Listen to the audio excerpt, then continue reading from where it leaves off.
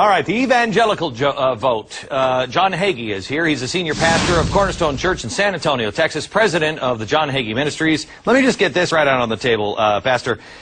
You've had some problem with the Catholics this week, and now it looks like John McCain, who you've endorsed, maybe distancing himself. Can you explain what happened this week and what your stance is with Catholicism? Certainly, I can explain that, Glenn. And first, thank you for having me on this telecast. Not a problem.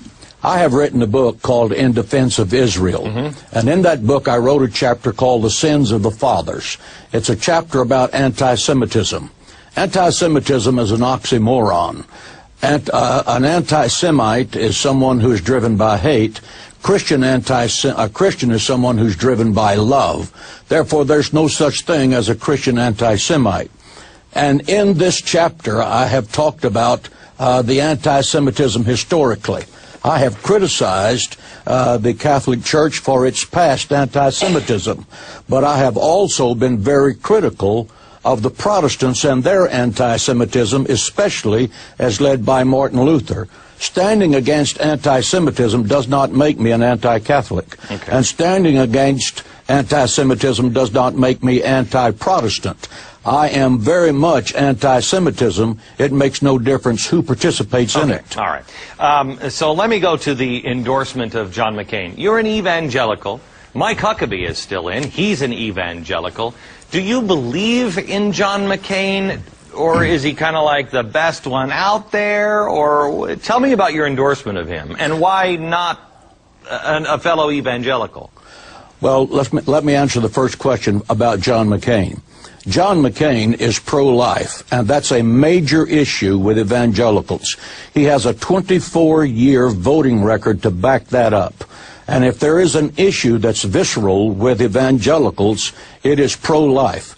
The Constitution of the United States begins with the pledge to life, liberty, and the pursuit of happiness. But, Pastor, I mean, you and I've sat down with you for an hour. I interviewed you for an hour, and I'm sorry, but I mean, when I say to you, tell me about John McCain, you go pro-life first. I don't think that fits with who I met on my set. You are a guy who believes we are here in the end days. Is John McCain the guy to make sure that, the end days don't happen as you believe we could be seeing now? The fact is that I believe John McCain brings to the presidency a mature leadership and a leadership that has the strength of character to lead America into the future in a world that's become a very dangerous world. Let me ask you, and this is, I guess I get so much email on this, and I think a lot of people do, and I've only got a couple of seconds. Then they say, Glenn, you in the media, you've got to wake up. Barack Obama's making people faint and cry and everything else, and he's drawing people in, and there are people, and they said this about Bill Clinton, that actually believe he might be the Antichrist. Odds that Barack Obama is the Antichrist. No chance. Okay. He has a lot of charisma. There's a media love affair with him right now. He is a very formidable political person. Pastor, but I believe the best leader for America in the future is John McCain. Thank you very much, Pastor. Back in just a second. That's good news, at least where I stand.